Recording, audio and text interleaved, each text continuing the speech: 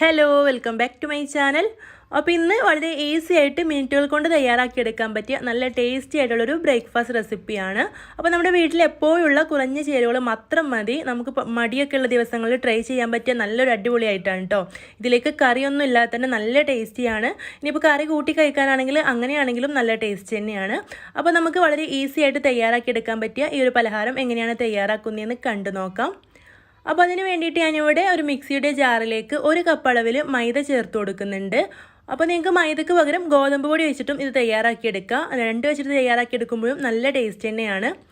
ഇനി നമുക്കിതിലേക്ക് ആവശ്യത്തിനുള്ള ഉപ്പ് ചേർത്ത് കൊടുക്കാം.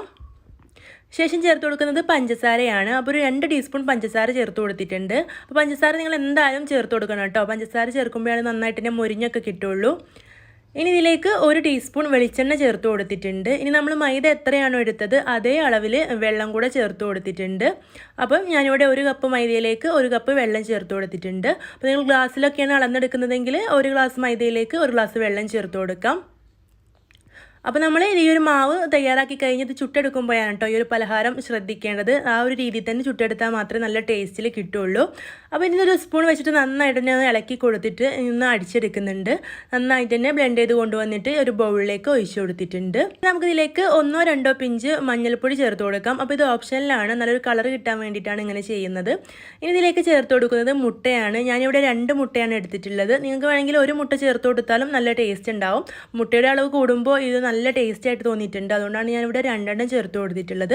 എന്നിട്ട് നല്ലപോലെ ഒന്ന് മിക്സ് ചെയ്തെടുക്കാം. അപ്പോൾ ഒരു വിസ്ക് ഉപയോഗിച്ചിട്ട് നന്നായിട്ട് തന്നെ മിക്സ് ചെയ്തെടുത്തിട്ടുണ്ട്.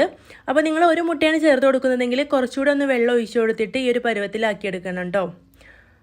അപ്പോൾ നമ്മൾ മുട്ട ഒരിക്കലും മിക്സിയിൽ നമ്മൾ മാവ് അടിച്ചെടുക്കുന്ന സമയത്ത് ചേർത്ത് കൊടുക്കരുത്. മാവ് റെഡിയായ ശേഷം മാത്രം ചേർത്ത് കൊടുക്കണം. എന്നിട്ടൊന്ന് മിക്സ് ചെയ്തെടുക്കുക. ഒരുപാട് മിക്സ് ചെയ്തെടുക്കൊന്നും വേണ്ട.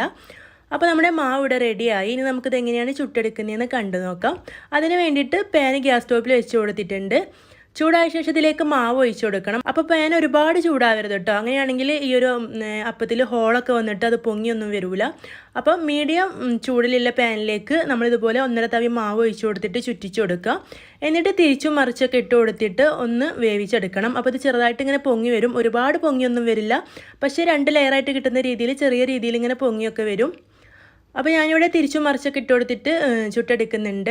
അപ്പോൾ ഞാൻ ഇതിലേക്ക് കുറച്ച് ഓയിലും കൂടെ തേച്ച് കൊടുത്തിട്ടുണ്ട്. അത് ഓപ്ഷനിലാണ്, നിങ്ങൾക്ക് വേണമെങ്കിൽ ചേർത്ത് കൊടുത്താൽ മതി. ഇതുപോലെ തിരിച്ചും മറിച്ചൊക്കെ ഇട്ട് കൊടുത്തിട്ട് മുഴുവനായിട്ടും ചുട്ടെടുക്കാം. ഇവിടെ മുഴുവനായിട്ടും ചുട്ടെടുത്തിട്ടുണ്ട്. നല്ല ടേസ്റ്റിയുള്ളൊരു ബ്രേക്ക്ഫാസ്റ്റ് റെസിപ്പിയാണ്. എല്ലാവരും ട്രൈ ചെയ്ത് നോക്കണം. ഈ ഒരു റെസിപ്പി നിങ്ങൾക്ക് ഇഷ്ടമുണ്ടെങ്കിൽ മറക്കാതെ ലൈക്ക് ചെയ്യണം. ചാനൽ സബ്സ്ക്രൈബ് ചെയ്യാത്ത കൂട്ടുകാരുണ്ടെങ്കിൽ ഒന്ന് സബ്സ്ക്രൈബ് ചെയ്തിട്ട് സപ്പോർട്ട് ചെയ്യണം. ഇതുപോലുള്ള ഈസി ആൻഡ് സിമ്പിൾ റെസിപ്പീസൊക്കെ ആയിട്ട് വീണ്ടും കാണാം.